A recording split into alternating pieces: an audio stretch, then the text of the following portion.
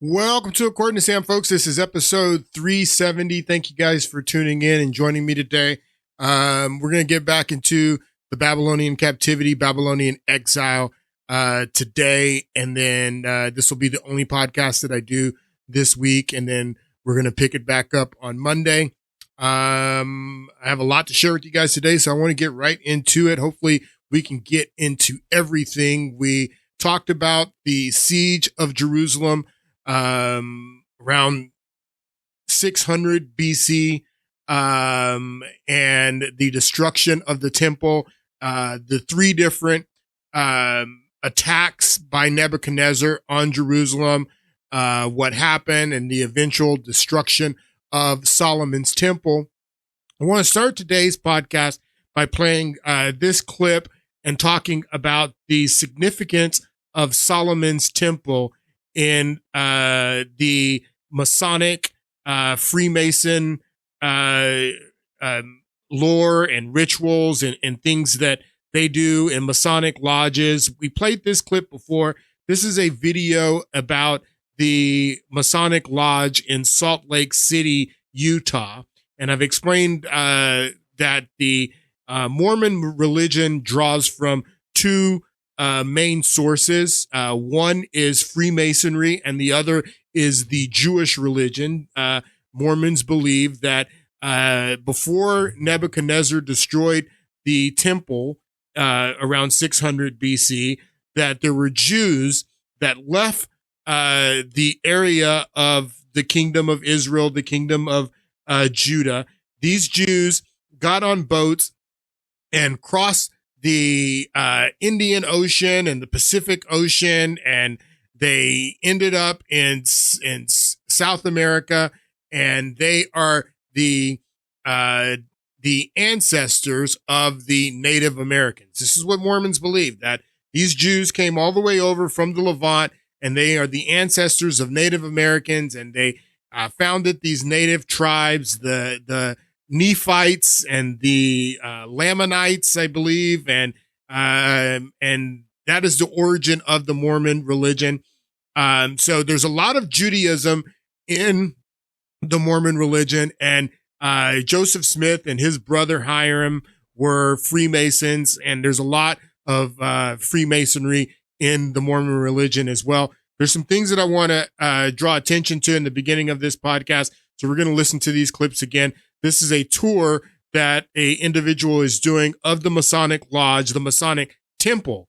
So it's called the Temple. Very important, because the Mormons also worship at the Mormon Temple. They have different Mormon temples all over the world where they do their temple ordinances. But this is called the Masonic Temple. The Masonic Temple is just down the street from the Mormon Temple there in Salt Lake.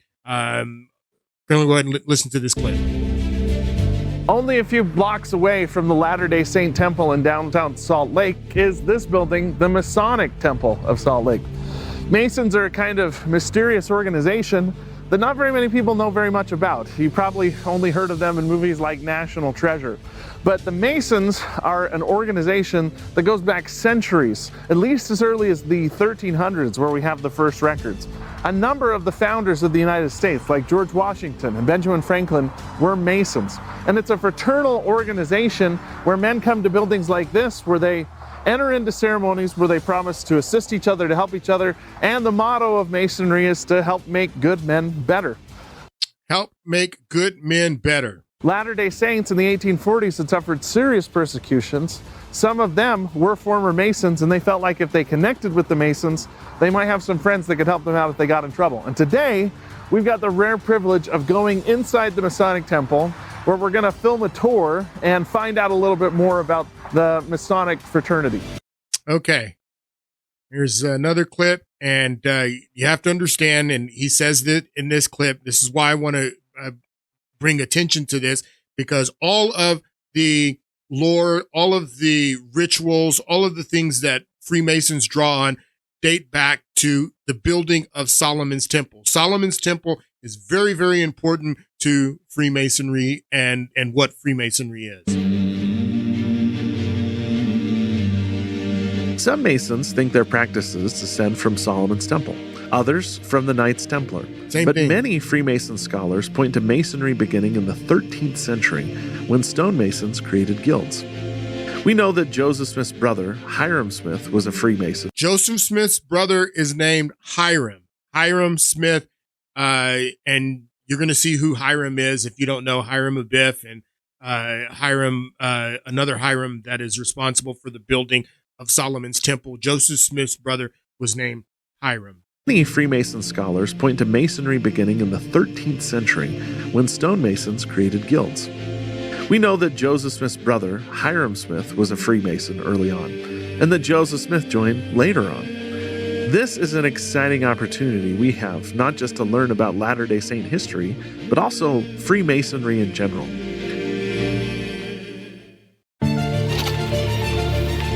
Hi, Lon. Casey, welcome to the Salt Lake Masonic Temple. Today we're touring with Lon Tibbetts. Lon has been a Grand Master and is currently a Grand Secretary. He's also served in the church as a bishop, and he regularly gives tours in the Masonic Temple. We are exploring a little bit about the connection between Latter-day Saints and Freemasons, and I understand you're both. Correct? I am. That's true. You're a member of the church, and you're a member of this Masonic Lodge. Yes. And you give tours all the time, and you're going to show us through. I am. Okay. We'll lead the way. We're excited. This is the Grand Hall. The Grand Hall. We don't hold meetings here. It's kind of a foyer, if you will. The pictures in this room are the pictures. This statue here is a statue of Albert Pike. Albert Pike wrote Morals and Dogma. Morals and Dogma is a very important book to Freemasonry. So Albert Pike statue here, just drawing attention to that. Of men or women who have held national or international presidencies of Masonic bodies. Okay. How long have these women's organizations been around? It's more than 100 years, but I don't know how much more than that. So we do call them appendant bodies or concordant bodies. Mm-hmm. Now, Freemasonry itself is really the first 3 degrees in a lodge. And the Freemasonry itself is the first 3 degrees, and the lodge is what he says. So all of the other degrees, they are part of the appendant bodies. That's what he's explaining here. Bodies. Mm-hmm. Now, Freemasonry itself is really the first 3. Here, let me just remove this. So you can see that the craft is the 2nd degree. They call it the craft. And I don't have time to tell you where that comes from, but that's what it's called. It's called the craft. Degrees in a lodge. And Scottish Rite, York Rite, Shriners are also appendant bodies as well. Okay, the appendant degrees come after the first 3 degrees, which that's what he's explaining here. Scottish Rite, York Rite, Shriners are also appendant bodies as well. Okay, so all these would be organizations that are attached. Attached. Gotcha. And the lodges move from place to place. They can. They can. They can, yeah. They become more permanent as we've started buying buildings. This business of having buildings wasn't, they met in halls, but typically rented. So that might not be something people know, is that a lodge refers to the people. It does. And not necessarily the building that they're in. Right. Okay. Yeah. Now this building, you use the word temple differently than Latter-day Saints use it. Explain the difference. So the difference between the two, a temple in the Church of Jesus Christ of Latter-day Saints is a place where we go and do ordinance work. And we do degree work in a Masonic temple, but it's the interesting thing is that the temple in the reference to the Latter-day Saints temple where they do their temple ordinances, that comes from Solomon's Temple.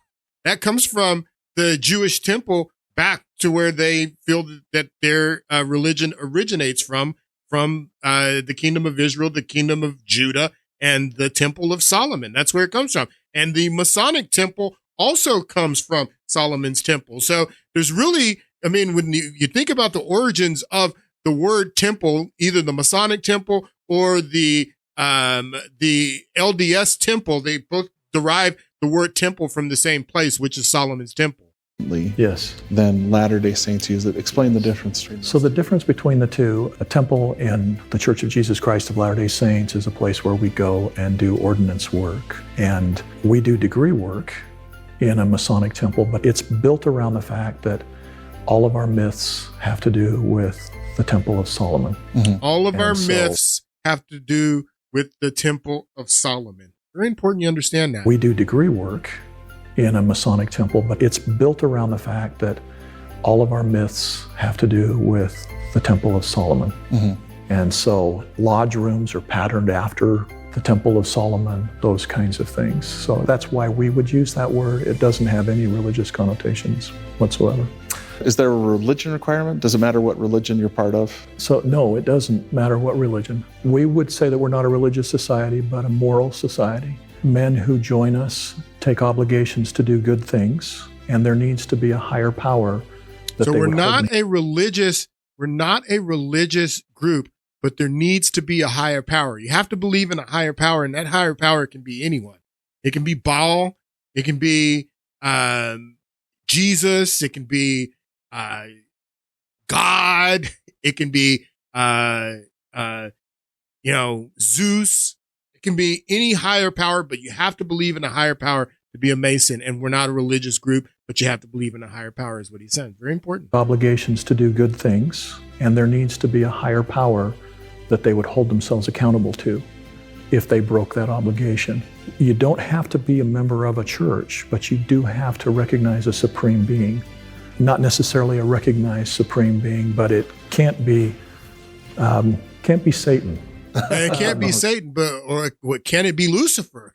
Can it be Lucifer? Can't be Satan, but can it be Lucifer? And yes, it can be Lucifer. As a matter of fact, that's what Albert Pike says, that the god of Freemasonry is Lucifer. Okay, so this is another clip about Solomon's temple and Freemasonry. I want you to pay attention to this. Solomon the Mason.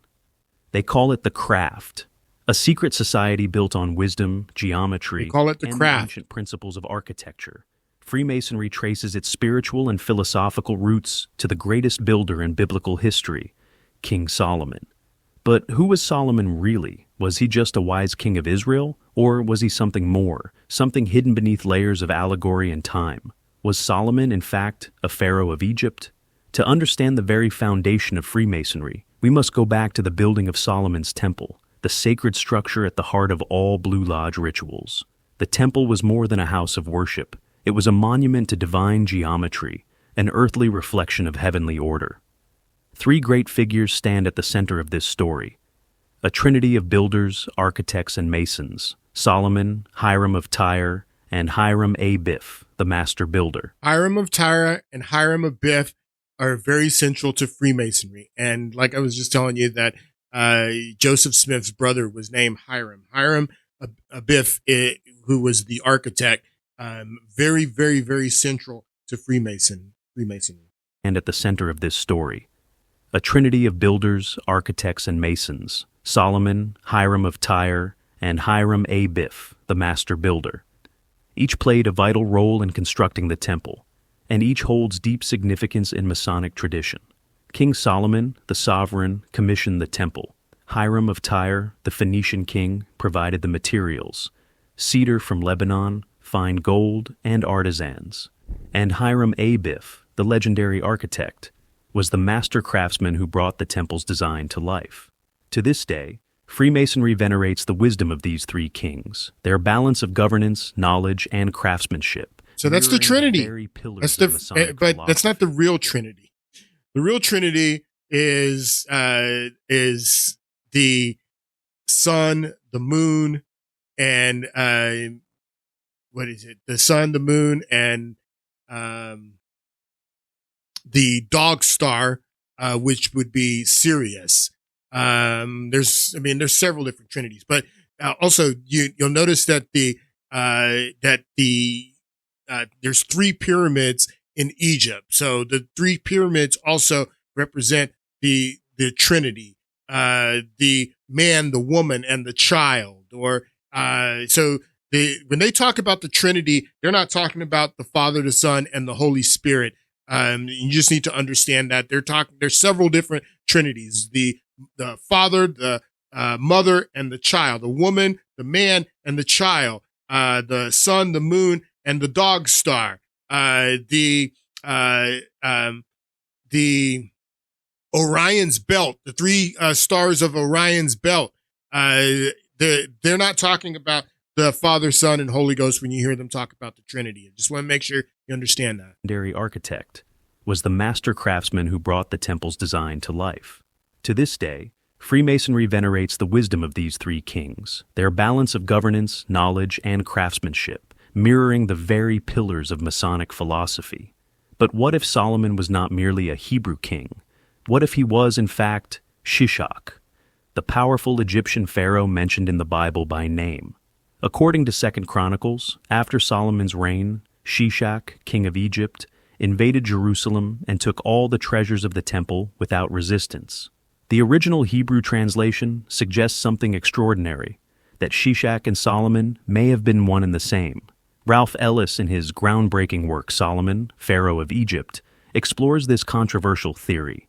He identifies an Egyptian Controversial ruler because it's who lived during ridiculous. the same time period as Solomon, a pharaoh so wealthy he possessed one of only 2 pure silver sarcophagi ever discovered in Egypt. This pharaoh was none other than Shishak I, also known as Shishak. Could it be that Solomon's vast wealth came not from mines, but from the tombs of Egypt's Valley of the Kings? Were the legendary mines of Solomon, in fact, the looted burial chambers of the pharaohs? If Solomon was indeed Shishak, then where was the true temple of God? In Egypt, the most ancient and revered temple was called Hiku Ptah, the house of the spirit of Ptah, the very name from which we derive the word Egypt. In Jerusalem, Solomon's temple was called Hekal Yahweh, meaning the house of Yahweh. But were these temples one and the same? Freemasonry holds sacred the tools of the builder, compasses, squares, levels. So this is why there's so much Egyptology. You don't learn this stuff that they equate Solomon with the Egyptian pharaoh and all of this Egyptology with Judaism and all of that. You don't learn that till you get into the higher degrees. And that's why even when you look at like the back of the dollar bill, and if you don't know that Freemasons, had a very prominent role in building the United States of America, all of the lore around the United States of America.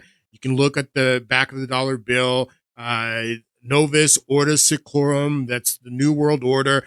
You can see the Egyptian pyramid with the capstone with the Eye of Horus.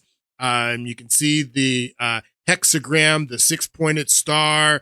In God we trust. They're not talking about the God of Abraham, Isaac, and Jacob here. That's why there's so much Egypt. If you go to Washington, D.C., you can see the obelisk, the Ashura pole, the reflecting pool. So as above, so as below is what the reflecting pool represents. All of the stuff in Washington, D.C. that the Masons, that they have built, it is reflective of this ancient mystery religion that they believe in. That's part of their religion, and it's all around Solomon's temple. Very important that you understand this. Symbols of the great architect of the universe.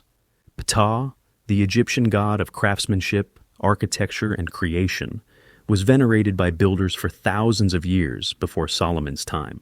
If Solomon was Shishak, then the origins of Freemasonry trace not just to Israel, but to the very heart of Egyptian temple-building traditions. As above, so below, the fundamental principle of astrotheology and Freemasonry. The universe follows sacred geometry. So as above, so below. That's again why I was explaining to you. That's what the reflecting pool represents with the obelisk and all that stuff. So very important. Solomon's temple, the building of Solomon's temple to this mystery religion, to Freemasons. And that's important because we were explaining in the last podcast about the destruction of Solomon's temple. And if the building of Solomon's temple is important, then the destruction of Solomon's temple would be very important to the mystery religions and Babylon being very important. Babylon the Great. That's why you can read the book of Revelation, and it talks about Babylon. Babylon is not only talked about in the book of Revelations, Babylon is significant in the book of Genesis. And then, and all of this lore around Babylon is very important. We were talking in the last podcast about the Babylonian captivity, and you can see here in this Wikipedia page, it says that Babylonian captivity, Babylonian exile is a period of Jewish history during which large number of Judeans from the kingdom of Judah were exiled in Babylonia by the Neo-Babylonian Empire.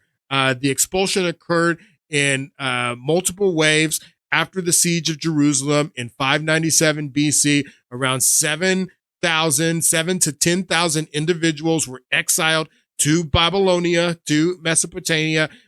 Further expulsions followed the destruction of Jerusalem and Solomon's temple, the destruction of Solomon's temple by Nebuchadnezzar. I was explaining to you and have been explaining to you that the Babylonian captivity and destruction of Solomon's temple comes about 100 years after the Assyrian captivity and the Neo-Syrian Empire, destroying the northern 10 tribes of the kingdom of Israel. Just recapping here that there were 12 different plots of land for 12 different tribes. There were actually 13 tribes, but the Levites, the tribe of Levi, were the priests, and they did not have a plot of land. But so there's 12 different plots of land for 12 different tribes, and the 13th tribe is the tribe of Levi.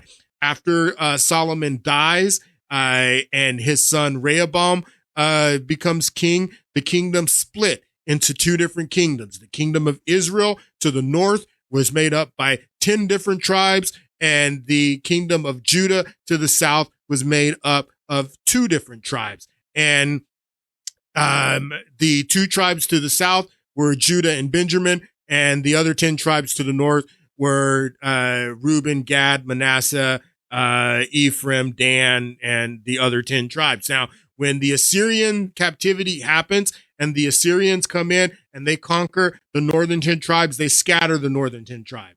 They scatter the northern 10 tribes, and the scattering of the northern 10 tribes becomes known as the 10 lost tribes. This is the beginning of the scattering of the diaspora of the Jewish people that happens in around 700 BC, that the Assyrians, they conquer the northern 10 tribes, the kingdom of Israel, and scatter the northern 10 tribes, and they become refugees, and they go all over the world. This is the beginning of the scattering of the diaspora. And that leaves the southern tribes and the kingdom of Judah, the tribe of Judah and the tribe of Benjamin, and they withstand the Assyrian siege, and they last for 100 years. And within that 100 years, we went over the kings from Hezekiah to Manasseh to Amon, from Amon to Josiah. From Josiah, we'll eventually get to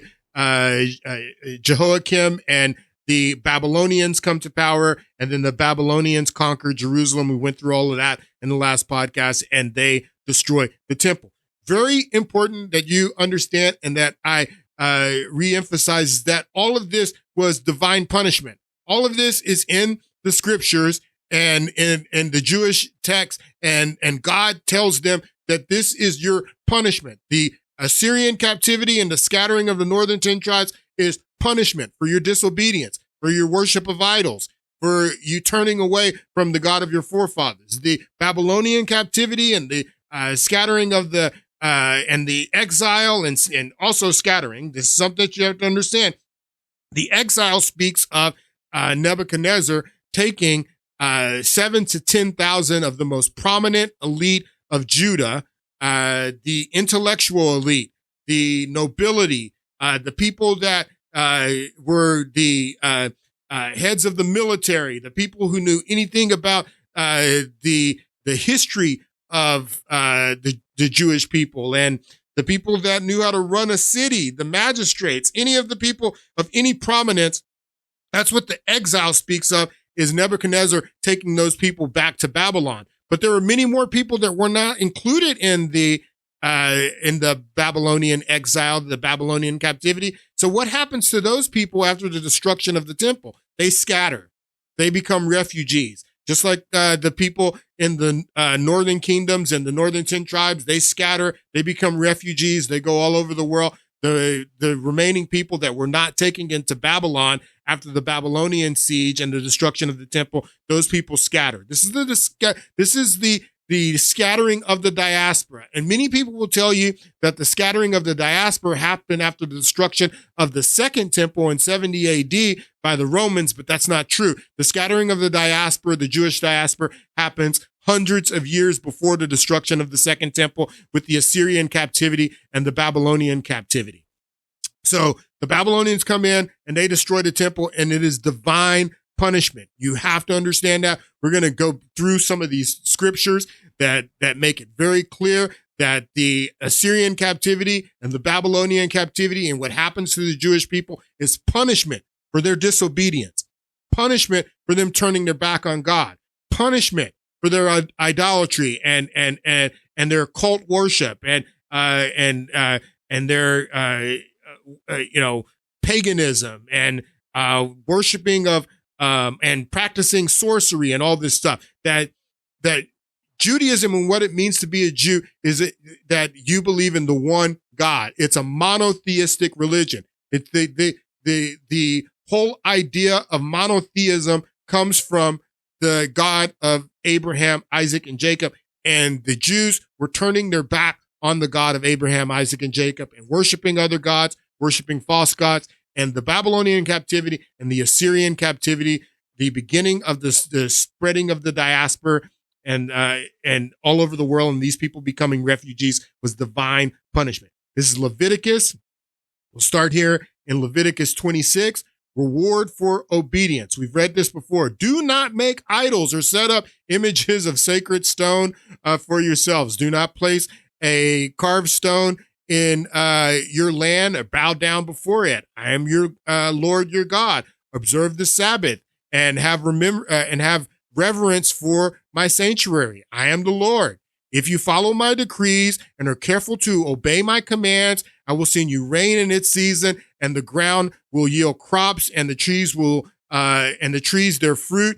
Your threshings will continue until grape harvest, and the grapes harvest will continue until the planting, and you will eat food, and you will want and you would want and live in safety in your land. You'll live in safety in the land. This is what I'm explaining to you in the past couple of podcasts, that the persecutions that the Jews have experienced all over the world, in Europe, in Africa, wherever they go, they've been persecuted. And the reason that they've been persecuted is because the Bible says that they were never supposed to live outside of the land. God tells them right here in Leviticus, as long as you obey my commands, don't set up idols, I will keep you fed, I will keep you safe. We read the different Psalms in the last podcast where God is saying, I will be your refuge, I will be your safety, I will keep you safe in the land. If you obey my commandments, I will grant you peace in the land. 6th verse, I will grant you peace in the land. You will lie down and no one will make you afraid. I will remove the wild beasts from the land, and the sword will not pass through your country. The sword will not pass through your country. I will do all this for you if you keep my commandments. If you don't turn your back on me, you don't worship idol gods, you don't set up shrines to idol gods, you don't practice sorcery. I will keep you safe. I will keep you in the land. I will grant you peace in the land. I'll keep you fed in the land, bring you rain and bring you crops. That's what God says. Leviticus 26, right here. You will pursue your enemies, and they will fall by fall by the sword before you. I will keep you safe. I will give you conquest over your enemies, is what God says. You have to just keep my covenant. And if you don't keep my covenant, all right, you come down here to the 14th verse, punishment for disobedience.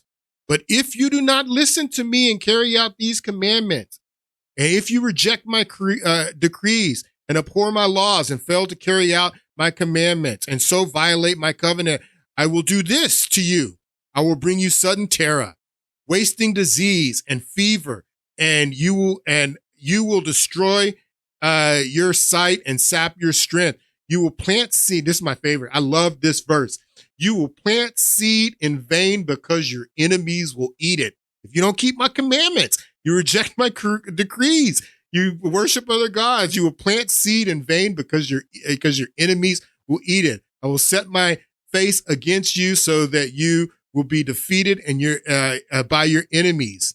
I will set my face against you so you will be defeated by your enemies. Those who hate you will rule over you, and you will flee even when no one is pursuing you. So this is what he says, that if you follow my decrees, you will be blessed, you'll be safe. If you don't, you'll be destroyed. That's Leviticus.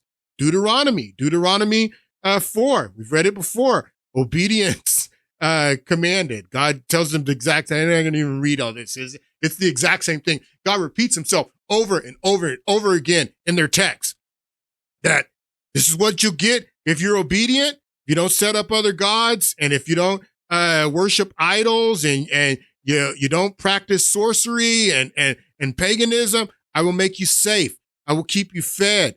I will give you conquest over your enemies. But if you don't, it's right here, 4th Deuteronomy 4, 25th verse.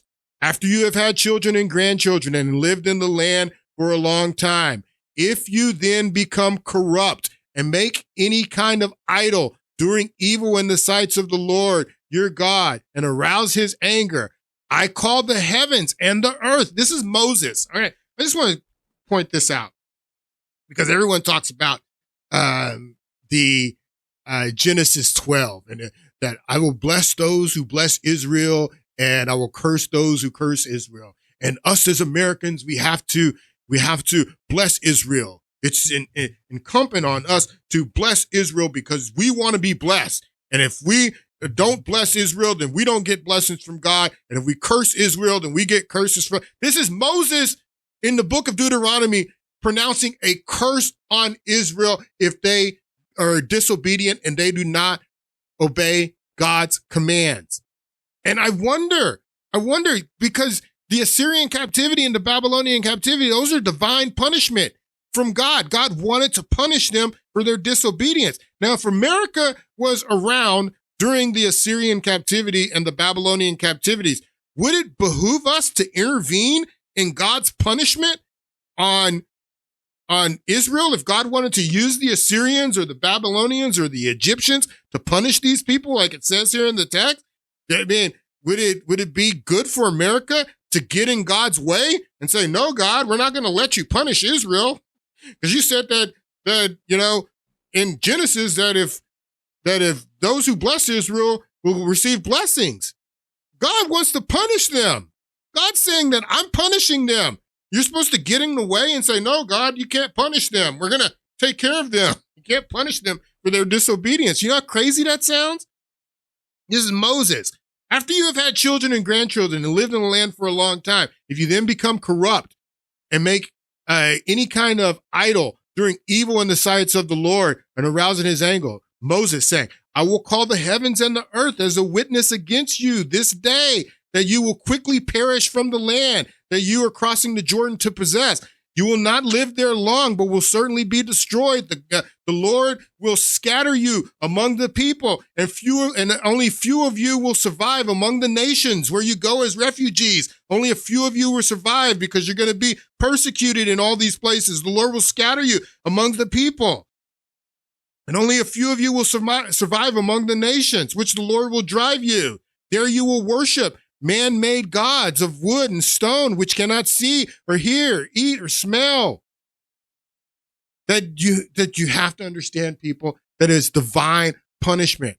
And if God wanted to punish the people of Israel and the Jewish people for their disobedience back then, why would he allow them to be disobedient and to turn away from him and worship idols in the land today? Why does that make sense to you? Why does that make sense to you that God would be okay with them having gay pride parades in Tel Aviv today if he wouldn't allow it 3,000 years ago, 2,500 years ago, 2,000 years ago? He didn't allow it back then. He said, I'll punish you if you do it back then. Why would he allow it today without punishing them? That makes no sense. Kings, 2 Kings, what chapter is this? 2 Kings 2 Kings 23. We're going to come down here to this is after Josiah becomes king, and we talked about Josiah and that Josiah was a good king. He tore down all the idols. He killed all of the priests to Baal. He tore down all the shrines to the pagan gods. He reconsecrated the temple. But because of Manasseh, King Manasseh, who worshiped idols, and it turned God's anger. This is in the 26th verse here. It says, nevertheless, the God did not turn away from the heat of his furnace anger. Even though Josiah had reconsecrated the temple, tore down all the idols, turned the people back to the worship of Yahweh, it still didn't turn away God's anger because of Manasseh, which burnt against Judah because of all that Manasseh had done to arouse his anger. This is after the Assyrian captivity, and the Assyrians had already scattered the northern 10 tribes. And then Manasseh becomes king after Hezekiah, and he sets up idols. He practices necromancy and sorcery and worships all the pagan gods and all this. God says that even though Josiah comes along later and tries to rectify what Manasseh did, and he was a good king, and he tore down all the idols and shrines and killed all the priests to Baal, it still did not turn God's anger away from Judah because of what Manasseh did. So 27th verse. So the Lord said, the Lord said, I will remove Judah from my presence. The Lord said, because of what Manasseh did. So the Lord said, I will remove Judah also. What the word also means? Why is he saying also? Because he had removed the kingdom of Israel through the Assyrian captivity. So he says, also, because I'm going to do to Judah what I also did to the kingdom of Israel, but I'm going to use the Babylonians for Judah. The Lord said, I will remove Judah also from my presence as I removed Israel. I'm going to remove the kingdom of Judah, just like I removed the kingdom of Israel.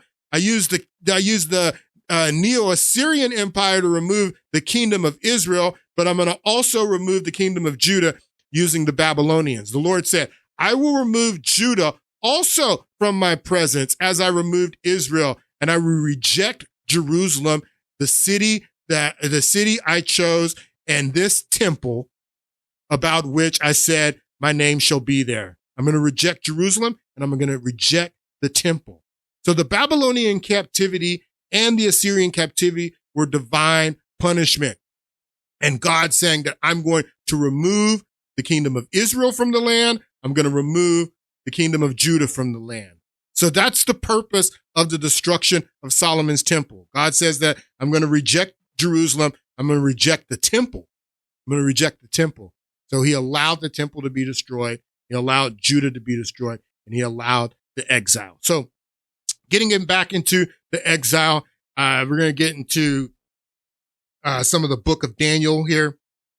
And the exile, again, is 7 to 10,000 Jews from the kingdom of Judea, or from the kingdom of Judah, taken back into Babylon. And the reason that Nebuchadnezzar takes these prisoners back to Babylon is because he wanted to make them Babylonian. Very important that you understand.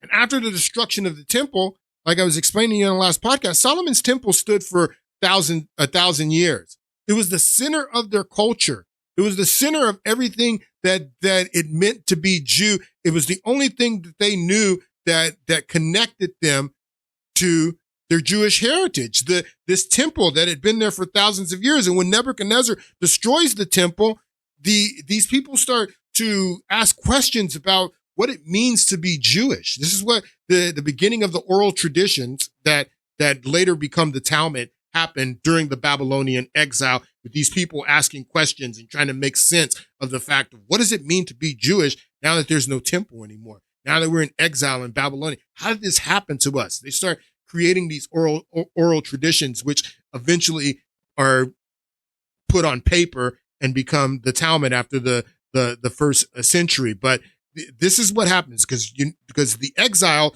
are the intellectuals. The exiled are the people of prominence, the people that are the elite. They're the ones that are exiled. And Nebuchadnezzar wanted to rip Judaism away from them and turn them into Babylonians. And that's what the story about Shadrach, Meshach, and Abednego is, and the fact that Nebuchadnezzar wanted to force them to bow down and worship this idol statue that he had made, and they refused. Now, the Bible says that Shadrach, Meshach, and Abednego, Hananiah, Mishael, and Azariah, or their Hebrew names, that they refused to bow down to the graven image. But what about that's only 3. What about all the others that were exiled? Did they bow down? Did some of them bow down? And this is the story that we get in the 3rd chapter of the book of Daniel, the image of gold and the blazing furnace. King Nebuchadnezzar made an image of gold 60 cubits high and 6 cubits wide, and set it up on the plain of Dura in the province of Babylon. He then summoned the satraps, prefects, governors, advisors, treasurers, judges, magistrates, all together, all the other provincial officials to come and to dedicate to this graven image. So this is an idol that Nebuchadnezzar has set up, and he brought all of the magistrates, governors, prefects, all the people in Babylon, and says that you're going to bow down to this image. Now, the Bible doesn't say what the image is. We know that the patron deity of Babylon was Marduk. Marduk is one of the Anunnaki gods. Marduk goes back to the original Babylon of Hammurabi. Again, he's one of the Anunnaki. But Marduk's son is Nabu. Nebuchadnezzar is named after Nabu, who is Marduk's son. So the statue, the golden statue that Nebuchadnezzar sets up for everyone to bow down to, it could have been Nabu, it could have been Marduk, but the Bible doesn't say what the statue was. It was just a golden statue of one of the Babylonian deities. And Nebuchadnezzar, he demands that everybody bows down to this statue. And this is the story of Shadrach, Meshach, and Abednego refusing to bow down to that statue. Take a listen. In the heart of ancient Babylon, under the reign of the mighty king Nebuchadnezzar, a tale of unwavering faith and divine intervention unfolds. This is the story of 3 young Hebrew men, Shadrach, Meshach, and Abednego, whose faith was tested in a fiery trial that would become legendary. Babylon was a city of grandeur and idols, and King Nebuchadnezzar, in his pride, erected a colossal golden statue, demanding that all his subjects bow down and worship it. The decree was absolute. When the music played, every knee must bend, and any who refused would face a death sentence in the blazing furnace. Shadrach, Meshach, and Abednego, devoted followers of the God of Israel, stood firm in their faith. When the music resounded through the city, they alone remained standing, refusing to bow to the idol. They Their alone. defiance quickly. So that tells you that maybe that there were some Hebrews. Unless they were the Shadrach, Meshach, and Abednego, unless they were the only Hebrews that were part of the court there, that there were other Hebrews that were there in exile that did actually bow down to the statue, because the only 3 that didn't. Now, it doesn't mention Daniel here, so maybe Daniel wasn't part of the court, because we know that he wouldn't have bowed down as well. We know that by other passages in the book of Daniel, but these 3 are the only 3 that refused to bow down, is what the Bible says. Shadrach, Meshach, and Abednego, devoted followers of the God of Israel, stood firm in their faith. When the music resounded through the city, they alone remained standing, refusing to bow to the idol. Their defiance quickly reached the ears of Nebuchadnezzar, who, in a furious rage, summoned them before him. "Is it true, Shadrach, Meshach, and Abednego, that you do not serve my gods or worship the golden image I have set up?" the king demanded. He offered them one last chance to comply, but their response was resolute. "O Nebuchadnezzar, we do not need to defend ourselves before you. If we are thrown into the blazing furnace, the God we serve is able to deliver us from it. But even if he does not, we want you to know that we will not serve your gods or worship the image of gold you have set up." The king's fury knew no bounds. He ordered the furnace to be heated 7 times hotter than usual and commanded his strongest soldiers to bind the 3 men and cast them into the flames. The heat was so intense that the soldiers perished as they executed the king's order. As Shadrach, Meshach, and Abednego fell into the furnace, an incredible scene unfolded. King Nebuchadnezzar, watching from a safe distance, leapt to his feet in astonishment. "Weren't there 3 men that we tied up and threw into the fire? Look, I see 4 men walking around in the fire, unbound and unharmed, and the 4th looks like a son of the gods." The king approached the furnace and called out, "Shadrach, Meshach, and Abednego, servants of the Most High God, come out." The 3 men emerged from the flames, their bodies untouched by the fire, their clothes unsinged, and not even the smell of smoke upon them. The miraculous 4th figure had vanished. Nebuchadnezzar, overwhelmed by the display of divine power, declared, "Praise be to the God of Shadrach, Meshach, and Abednego." All right, so that's the story of Shadrach, Meshach, and Abednego.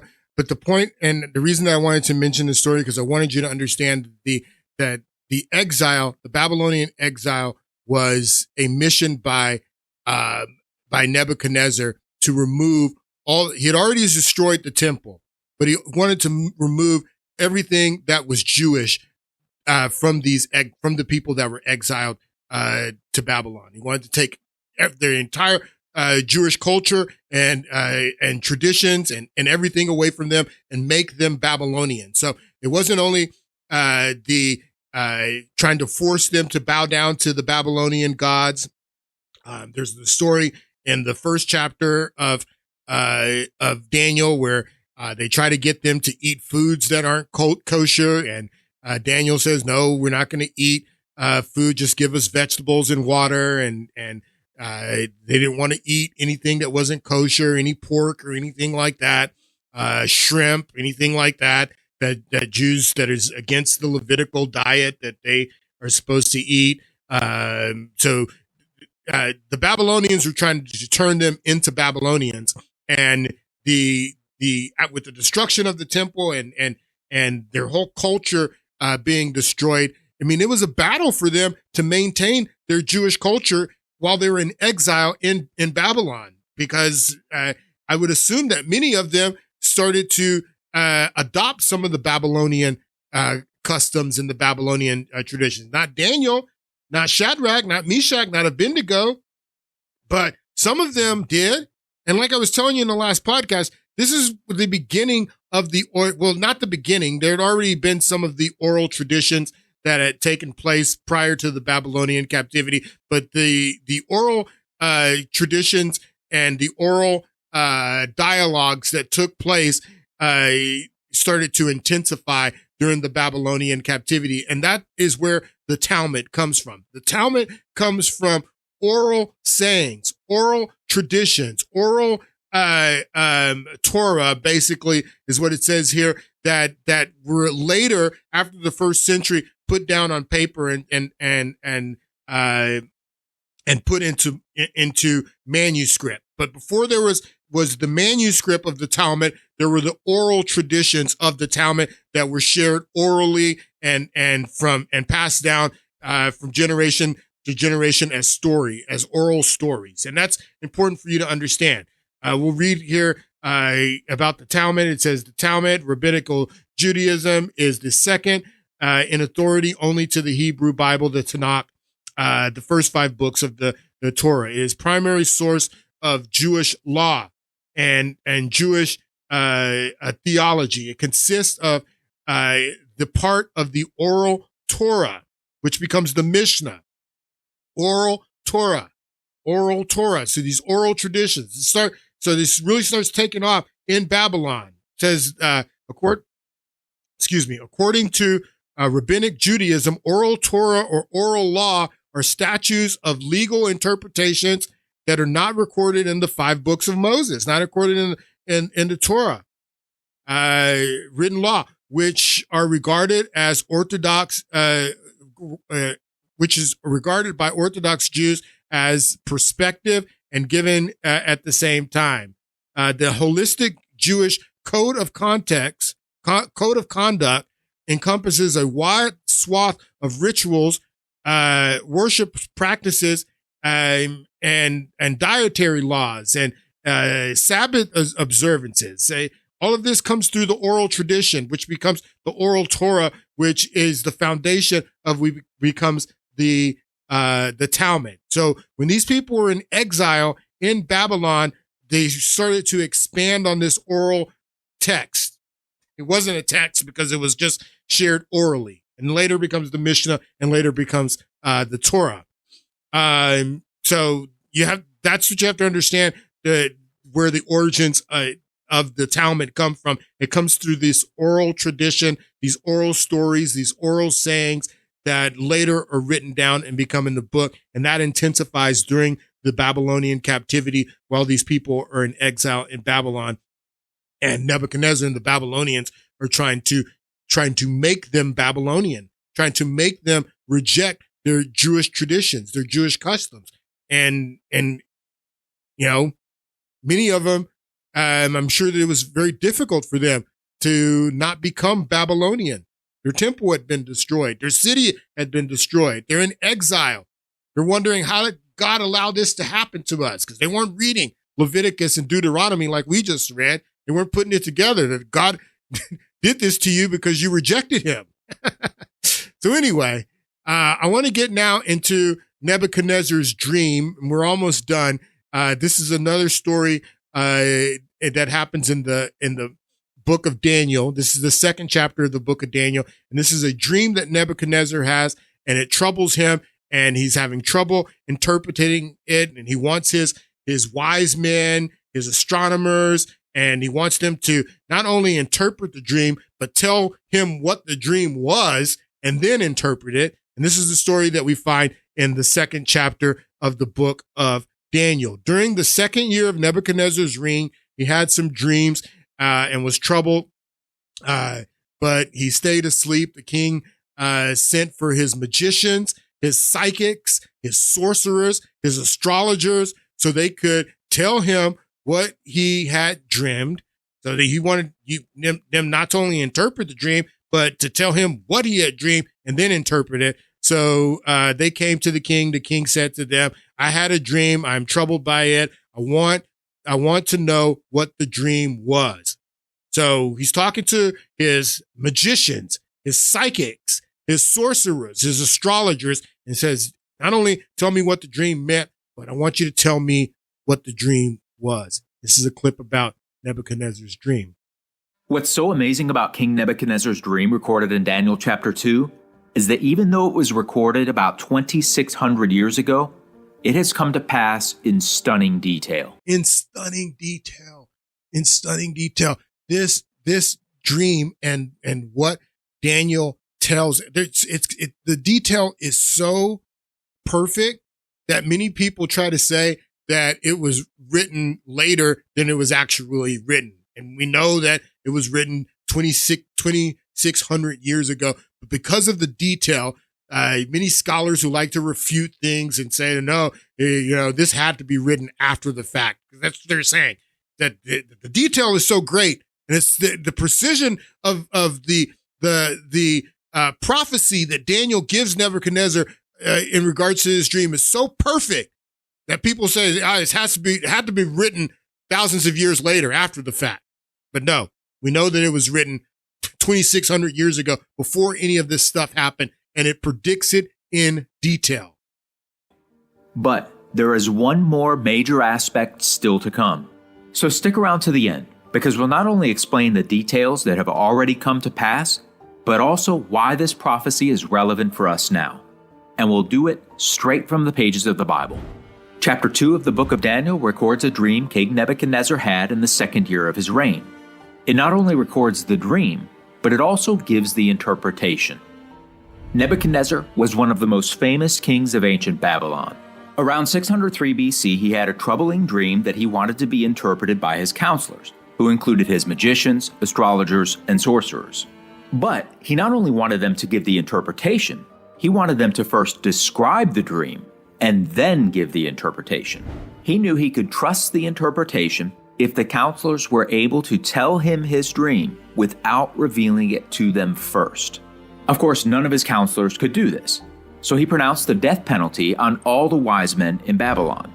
However, when Daniel the prophet was approached about the matter, he prayed to God and asked for insight, knowing God was able to tell the dream and its interpretation.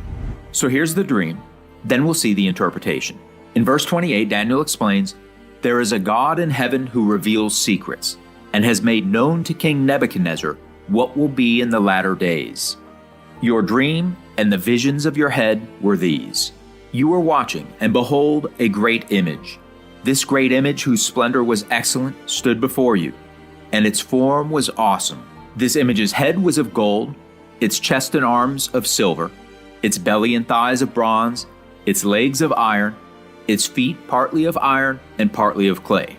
You watched while a stone was cut out without hands, which struck the image on its feet of iron and clay and broke them in pieces. Then the iron, the clay, the bronze, the silver, and the gold were all crushed together and became like chaff. The wind carried them away so that no trace of them was found. And the stone that struck the image became a great mountain and filled the whole earth. This is the dream." Daniel continues in verse 36. "Now we will tell the interpretation of it. You, O king, are a king of kings. For the God of heaven has given you a kingdom, power, strength, and glory. He has made you ruler over all. You are this head of gold. But after you shall arise another kingdom inferior to yours. Then a third kingdom of bronze, which shall rule over all the earth. And the fourth kingdom shall be as strong as iron, inasmuch as iron breaks in pieces and shatters everything. And like iron that crushes, that kingdom will break in pieces and crush all the others. Whereas you saw the feet and toes, partly of potter's clay and partly of iron, the kingdom shall be divided, yet the strength of the iron shall be in it." So what does that mean? What does that mean? So Daniel's interpreting the dream. He says these are four different kingdoms. That's what the dream, that's what the statue represents. The head of gold, the chest and arms of silver, the belly, bronze, and the legs of iron. And then the feet of iron and clay. What does this mean? What are the kingdoms? Well, what are the kingdoms that come after Babylon? You didn't explain it. So the kingdoms shall be partly strong and partly fragile. As you saw iron mixed with ceramic clay, they will mingle with the seed of men, but they will not adhere to one another, just as iron does not mix with clay. And in the days of these kings, the God of heaven will set up a kingdom which shall never be destroyed.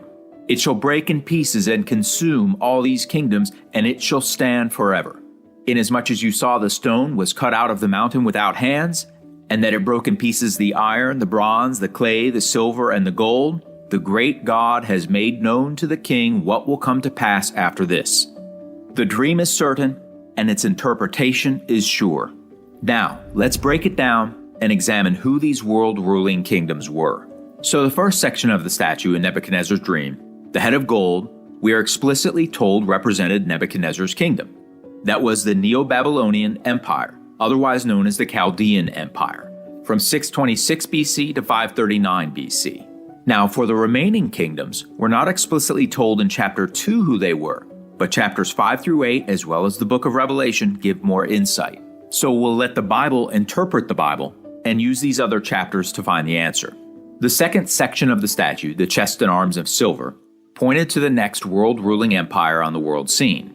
That was the empire of the Medes and Persians, ruling from 558 BC to 330 BC.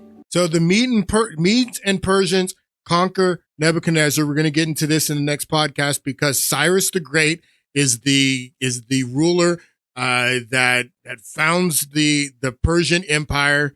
When people tell you, are any people in the Bible, can you go to their tomb and find where they're buried today? And yes, you can go to Iran and you can find the tomb of Cyrus, which I'm going to show you in the next podcast, where Cyrus the Great is buried. He's mentioned in the Bible. Cyrus the Great's tomb is right there. So Cyrus the Great conquers the Babylonian Empire, and Cyrus the Great is represented by the silver arms and chest, and he's the one who frees the exiles, the Jewish exiles that have been taken captive into Babylon. Cyrus the Great allows them to go back to their land. They're in Jerusalem and rebuild the second temple. That's all Cyrus the Great. Silver pointed to the next world-ruling empire on the world scene. That was the empire of the Medes and Persians, ruling from 558 BC to 330 BC. We know this both from history and the Bible. The events of the end of the Chaldean Empire and the beginning of the Medo-Persian Empire are recorded in Daniel 5 with the famous story of the handwriting on the wall. And in verse 30 we read, "That very night Belshazzar, king of the Chaldeans, was slain, and the Medes received the kingdom." We see an additional reference to the Medo-Persian Empire in chapter 8. There, Daniel saw in vision a ram with 2 horns and a male goat. Verse 20 says, "The ram which you saw having 2 horns, they are the kings of Media and Persia." It was during these first 2 empires that Daniel recorded the visions and prophecies. He served under both the Chaldean and Medo-Persian empires and compiled this book in the mid-6th century BC. But after his death, the fulfillment of these prophecies continued. Now the third section of the statue was the belly and thighs of bronze, representing the next major empire. This was the Greco-Macedonian Empire Alexander from 333 BC to 31 BC.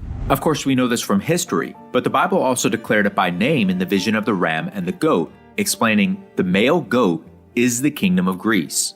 Verses 7 and 8 describe the transfer of power from the Medo-Persian Empire to the Greco-Macedonian Empire, saying, "There was no power in the ram to withstand him, but he cast him down to the ground and trampled him, and there was no one who could deliver the ram from his hand." So we're going to talk about the Greek Empire in the next podcast. It was under the Greek Empire, and we're going to, after the Diadochi Wars, after Alexander the Great dies, then his generals go to war with each other. It's called the Diadochi Wars, and then the Seleucid Empire controls the Jerusalem. This is after the construction of the second temple. This is when Antiochus Epiphanes comes in and desecrates the temple, sacrifices a pig on the temple. This is what the story of Hanukkah is all about. This is why the Maccabees rose up to take over the Greeks represented by the bronze portion of the statue. Verses 7 and 8 describe the transfer of power from the Medo-Persian Empire to the Greco-Macedonian Empire, saying, "There was no power in the ram to withstand him, but he cast him down to the ground and trampled him, and there was no one who could deliver the ram from his hand." In other words, the Greco-Macedonian Empire would defeat and overtake the Medo-Persian Empire. That is exactly what happened. The vision of the ram and goat, as well as what is revealed in Daniel chapter 7, give far more incredible details regarding what took place and what would happen to the Greco-Macedonian Empire, all of which were recorded hundreds of years before it ever happened. If you'd like us to make a video explaining these details, let us know in the comments.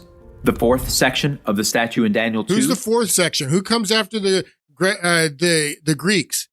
The Romans. And the Romans are represented by the 2 legs. And why the 2 legs? Because there were 2 legs of the Roman Empire. There were the Roman Empire, and then you had the Byzantine Empire, which was the second leg of the Roman Empire. And the Roman Empire was never destroyed. I don't have much time. We'll pick this up in the next podcast. But what you need to understand is that the Roman Empire was never destroyed. The treaty that created the European Union is called the Treaty of Rome. The Holy Roman Empire, where you get the word Reich, the word Hegelius Romanisch Reich is where you get the First Reich, the Second Reich, the Third Reich, and what people call the Fourth Reich is part of the Holy Roman Empire.